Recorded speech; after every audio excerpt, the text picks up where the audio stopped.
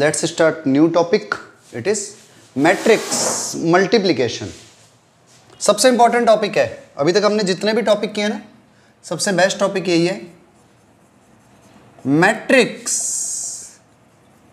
Multiplication. देखो, आपको matrix को मल्टीप्लाई करना है तो पहले इस चीज को थोड़ा सा समझना. आपको मैट्रिक्स ए हमारे पास में AIJ टाइप की मैट्रिक्स है, साइज है m into N. And matrix B हमारे पास BIJ टाइप की मैट्रिक्स है जिसका साइज है P क्रॉस Q. तो अगर आपको A क्रॉस B फाइंड करना है, मतलब पहले मैट्रिक्स A ले रहे हैं देन B, तो A into B is possible only when number of column of A, matrix A के नंबर ऑफ कॉलम इक्वल हो जाए number of row of B के. मीन्स A के नंबर ऑफ कॉलम और B की number of row same होनी चाहिए. A के number of column and B के नंबर ऑफ रो सेम होने चाहिए, तभी आप मैट्रिक्स का मल्टीप्लिकेशन कर सकते हो. रिपीट कर रहा हूं, A के number of column and B की नंबर ऑफ रो ये सेम होगी तभी मैट्रिक्स की मल्टीप्लाई हो सकती है, A और B की. एंड A इंटू B जो मैट्रिक्स आएगी उसका ऑर्डर होगा या साइज होगा, it will be M multiply Q. M into Q size की आएगी. Means A into B matrix आएगी, उसका साइज होगा जितने A के नंबर ऑफ रो होंगे उतनी रो, और जितने B में नंबर ऑफ कॉलम होंगे उतने कॉलम. रिपीट करता हूं, मैट्रिक्स का मल्टीप्लिकेशन जब भी आपको करना हो तो अगर आपको first A second B, A into B करना है तो A के नंबर ऑफ कॉलम B की नंबर ऑफ रो के इक्वल होने चाहिए, तभी मल्टीप्लाई हो सकती है. सिमिलरली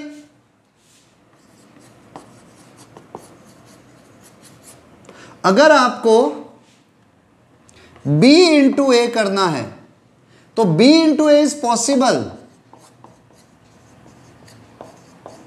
इफ B की number of column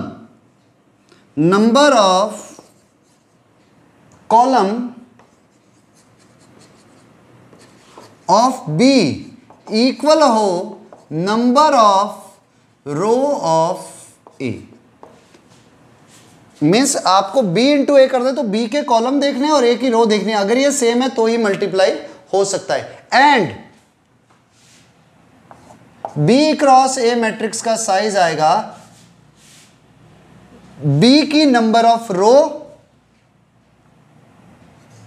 and A के नंबर ऑफ कॉलम. मतलब सीधी सी बात है, आपको जिन टू मैट्रिक्स को मल्टीप्लाई करना है तो फर्स्ट साइड में फर्स्ट मैट्रिक्स के तो नंबर ऑफ कॉलम और सेकंड के नंबर ऑफ रो सेम होने चाहिए. आप याद रख लो, C इसका तो कॉलम C और इसकी नंबर रो R, तो C और R इक्वल होने चाहिए. फर्स्ट का C सेकंड का R,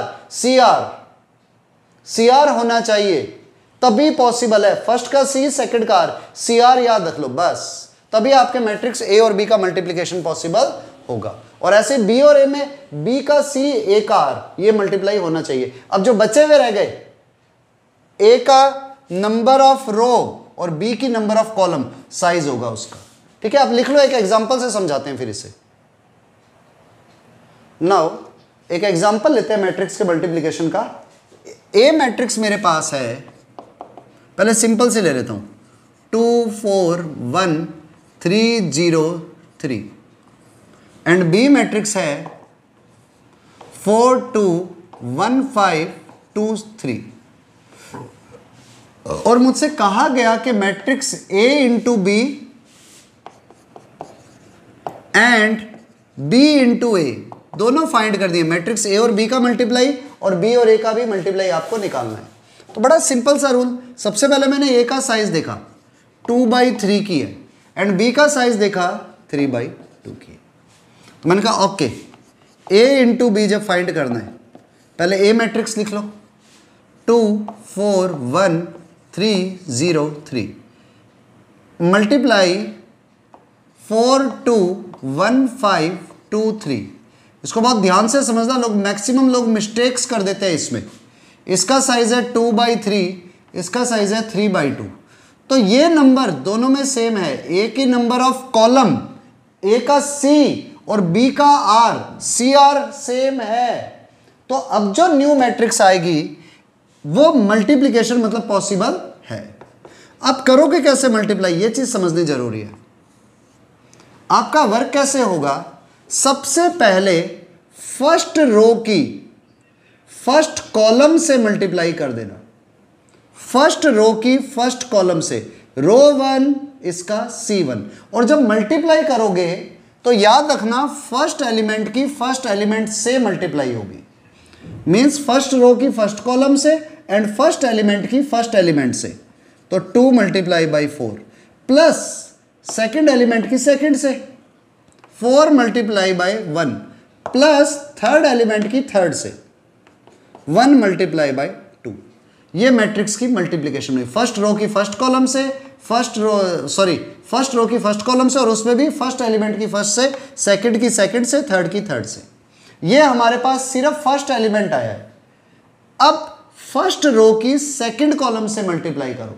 तो जब आप फर्स्ट रो की सेकंड कॉलम से मल्टीप्लाई करोगे तो प्रोसेस सेम रहने वाला है, फर्स्ट एलिमेंट की फर्स्ट से, मींस 2 × 2 प्लस 4 × 5 प्लस 1 × 3। आपको ऐड करना जरूरी है बीच में।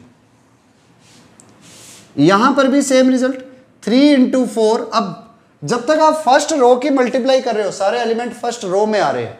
जैसे ही आप सेकंड रो पर आते हो तो आपको सेकंड रो में एंटर करना है। अब सेकंड रो की फर्स्ट कॉलम से, तो 3 × 4 प्लस 0 × 1 प्लस 3 × 2। सेकंड रो की फर्स्ट कॉलम से कर दी, मींस पहला स्टेप क्या था, फर्स्ट रो की first column then first row की सेकंड कॉलम। अब सेकंड रो का first column then second row की सेकंड कॉलम से, तो 3 × 2 0 × 5 3 × 3। तो ये जो मैट्रिक्स आएगी इट विल बी 2 4 जा 8, 4 1 जा 4, 8 and 4 12 and 2 1 जा 2 14, 2 2 जा 4, 5 4 जा 20, 24 and 3 27, 3 4 जा 12, 3 2 जा 6 18 and 3 2 जा 6, 3 3 जा 9, 9 and 6 15। तो ये मैट्रिक्स आई आपके पास में A × B, और इस मैट्रिक्स का साइज आ गया 2/2। मैंने आपको कहा था ये और ये आएंगे, 2/2 की मैट्रिक्स आई। तो मैट्रिक्स A × B जब आप करते हो, एक बार दोबारा समझ लो, हमेशा याद रखना, पहली चीज तो CR होना चाहिए, मतलब फर्स्ट के नंबर ऑफ कॉलम सेकंड के नंबर ऑफ रो के इक्वल होने चाहिए। और जब मल्टीप्लाई करते हो तो रो 1 की C1 से, फिर रो 1 की C2 से, फिर रो 1 की C3 अगर आगे हो तो। जब तक आप रो 1 को मल्टीप्लाई कर रहे हो सारे एलिमेंट एक ही रो में आएंगे। जब आप सेकंड रो पे आते हो तो सारे एलिमेंट सेकंड रो में आ जाएंगे। अभी तो हमने A × B किया, अब सेम प्रोसेस B × A के लिए करते हैं। तो देखो B × A, जब हमने B × A स्टार्ट किया, नाउ B × A, तो सबसे पहले B मैट्रिक्स लिखते हैं। ये हो गई 4 2 1 5 2 3 मल्टीप्लाई बाई A इज 2 4 1 3 0 3। अब देखो इस मैट्रिक्स B का साइज है 3/2 और मैट्रिक्स A का साइज है 2/3। तो CR फर्स्ट के नंबर ऑफ कॉलम और सेकंड के नंबर ऑफ रो हमेशा सेम होने चाहिए। तो अब आपके पास जो न्यू मैट्रिक्स आएगी वो 3/3 की आएगी, ये चीज श्योर हो गई। वो मैट्रिक्स 3/3 की बनेगी। कैसे? Process remain same. आपको करना क्या है, फर्स्ट रो को फर्स्ट कॉलम से, प्रोसेस हमेशा सेम रहने वाला है, फर्स्ट रो को फर्स्ट कॉलम से, तो 4 को 2 से मल्टीप्लाई करो प्लस 2 को 3 से मल्टीप्लाई करो। फर्स्ट रो को फर्स्ट कॉलम से कर दिया। नाउ फर्स्ट रो को सेकंड कॉलम से करो, तो 4 इंटू 4 प्लस 2 इंटू 0। अब फर्स्ट को थर्ड से करो, देन 4 इंटू 1 प्लस 2 इंटू 3। आपके पास में एलिमेंट आ गए। साइज के कारण से थोड़ा छोटा लिख रहा हूं। अब यही चीज इसको मल्टीप्लाई करते हैं, तो 1 इंटू 2। अब सेकेंड कॉलम पर आ जाओ, सेकेंड कॉलम के सेकेंड रो की फर्स्ट कॉलम से, तो 1 इंटू 2 5 इंटू 3। सेकेंड रो की सेकेंड कॉलम से 1 into 4 5 into 0। 1 into 1 plus 5 into 3। अब थर्ड रो पर, थर्ड रो की फर्स्ट कॉलम से, थर्ड रो की सेकेंड से, थर्ड रो की थर्ड से, तो 2 into 2 plus 3 into 3, then 2 into 4 plus 3 into 0, और last 2 into 1 plus 3 into 3। Solve करके लिख दो, तो वैल्यू आएगी 4 2 जा 8, 3 2 जा 6, 8 and 6 14, 4 4 जा 16, 4 2 जा 8, 3 2 जा 6, 8 प्लस 6 14, 4 4 जा 16, 4 1 जा 4, 3 2 जा 6 and 4 10। ऐसे 5 3 जा 15 and 2 17, 4 15 and 1 16, 2 2 जा 4, 3 3 जा 9, 4 प्लस 9 13, 2 3 जा 6, 2 1 जा 2, 3 3 जा 9 and 2 11। तो ये हमारे पास B इंटू ए आई। तो अब अगर आप ध्यान दो, A इंटू बी अलग थी matrix and B into a different है।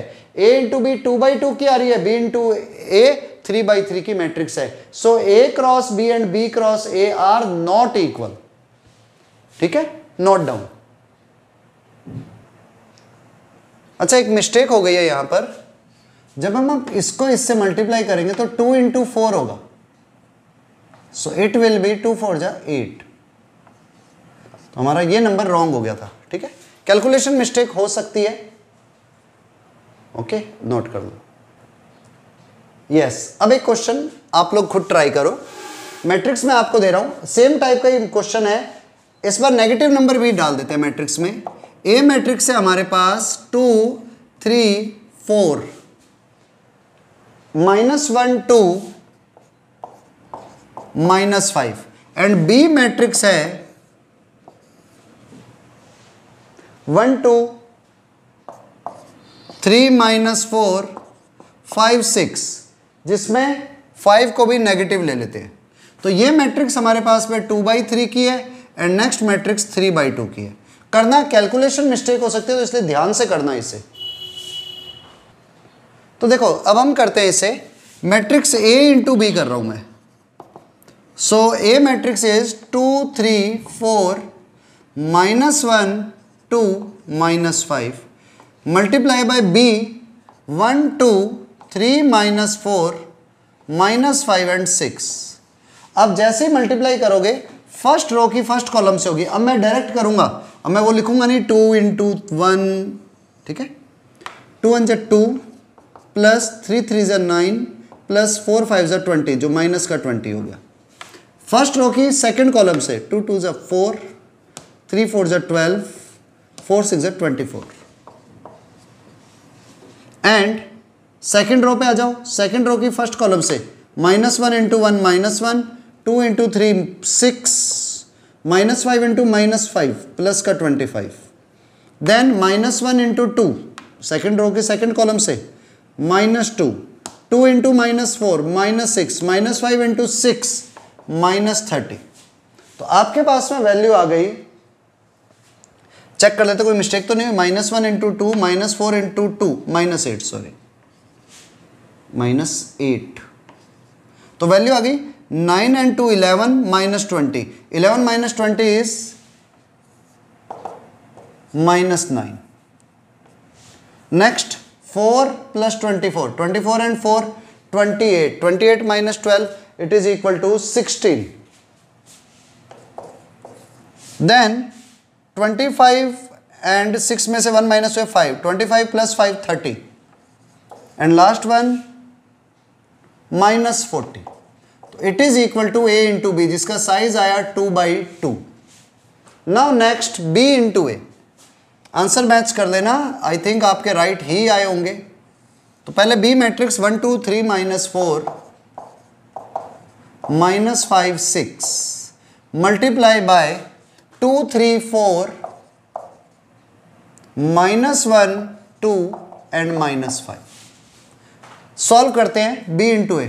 फर्स्ट रो की फर्स्ट कॉलम से 1 2 ज़ा 2, 2 1 ज़ा 2, 1 2 ज़ा 2 माइनस 2, 1 इंटू 3 3 प्लस 2 2 ज़ा 4, 1 इंटू 4 4, 5 2 ज़ा 10, 3 2 ज़ा 6, minus 4 into minus 1 plus 4, 9 minus 8, 12 plus 20 and last minus 10 minus 6 minus 15 plus 12 and last 5 4 20 minus 20 and minus 30. ये वैल्यू आ गई हमारे पास में. कैलकुलेशन चेक कर लेना ध्यान से, कोई मिस्टेक ना हो जाए, मुझसे भी हो सकती है.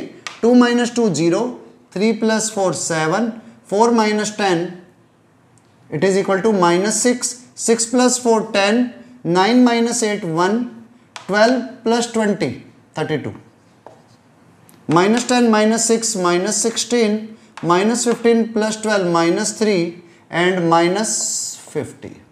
तो आपके पास में बी क्रॉस ए ये आया, ए क्रॉस बी हमारे पास में दिस वन. तो वापस A cross B and B cross A are not equal. Okay, check कर लो आप, मैं भी चेक कर लेता हूं. चलो एक क्वेश्चन और. The next question is A matrix की वैल्यू है हमारे पास 3 2 4 1 एंड बी मैट्रिक्स है x y 3 5 एंड गिवन है a into B equal to b into A. Then x and y की वैल्यू क्या होगी? Solve it. पहले आप खुद ट्राई करो, देन आई विल सॉल्व. देखो हमने a इंटू बी मैट्रिक्स निकाली and b into A matrix find करते हैं. Both should be equal. तो जब आप लिख लेते हैं, चलो 3 2 4 1 गिवन हमें यही है, multiply x y 3 5 is equal to x y 3 5 into 3 2 4 1. जैसे मल्टीप्लीकेशन करते हैं फर्स्ट रो की फर्स्ट कॉलम से, तो आया 3x प्लस 3 2 ज़ा 6, इधर 3y प्लस 5 2 ज़ा 10. अब आप सेकंड पे चलो, 4x plus 3 then 4y plus 5 is equal to, जैसे मल्टीप्लाई करूंगा 3x plus 4y then 2x plus y, इधर 3 3 ज़ा 9, 5 4 ज़ा 20 इट इज इक्वल टू 29, 3 2 ज़ा 6 एंड 5 11. तो आपके पास से मैट्रिक्स आ गई. अब आप कंपेयर कर लो बोथ साइड. जैसे कंपेयर करोगे, देखो एक तो तरीका ये है कि आप इसको और इसको कंपेयर करो और इसे कंपेयर करो और x और y में इक्वेशन निकालो, उसे सॉल्व करो. और एक बेस्ट तरीका आप यहां पर कंपैरिजन पहले कर लो. 4x plus 3 equal to 29. तो 3 उधर जाकर के माइनस हुआ, 29 minus 3 26. Then x equal to 26 upon 4 means x equal to 13/2. ऐसे ही 4y plus 5 equal to 11, then 4y equal to 11 minus 5 6, then y equal to 6/4 means 3/2। तो x एंड y की value हमारे पास में आ गई, लेकिन अभी आंसर कंप्लीट नहीं हुआ है। लगता है कि x और y की वैल्यू आ गई तो आंसर मिल गया। आपको इनको भी कंपेयर करना है। 3x plus 6 equal to 3x plus 4y। आप जैसे ही कंपेयर करोगे 3x plus 6 equal to 3x plus 4y, 3x plus 6 equal to 3x plus 4y, तो 3x से 3x cancel, 4y equal to 6, then y equal to 3/2। यहां पर भी आया same value, and 3y plus 10 equal to 2x plus y। y सबको same side ले जाओ तो ये आएगा 3y minus y 2y minus 2x plus 10 should be 0। ये वैल्यू 0 होनी चाहिए। तो अगर आप x की वैल्यू और y की वैल्यू पुट करते हो और पुट करने के बाद ये वैल्यू 0 आती है, तब तो ये आंसर राइट माने जाएंगे। लेकिन अगर ये वैल्यू पुट करने से 0 नहीं आ रहा तो हमारा आंसर क्या, ऐसा पॉसिबल ही नहीं है। मतलब a इंटू बी और b इंटू ए x और y की किसी भी वैल्यू के लिए इक्वल नहीं हो सकता। तो आपको करना क्या है, सबसे पहले पुट करनी है वैल्यू। तो जैसे हमने पुट करी वैल्यू 2 इंटू 3/2 3, 2 इंटू 13/2 13 प्लस 10, तो सेटिस्फाई हो रहा है। 3 माइनस 13 माइनस 10 प्लस 10 0, तो मीन्स आपका आंसर यही होगा। ठीक है, अगर वो वैल्यू सेटिस्फाई नहीं करती एक्स और वाई की वैल्यू, तो हमारे पास में ऐसी कोई मैट्रिक्स नहीं आती जिसके लिए ए बी और बी ए सेम होते। मतलब एक्स और वाई की ऐसी कोई वैल्यू नहीं थी जिससे ए इंटू बी और बी इंटू ए सेम हो जाए।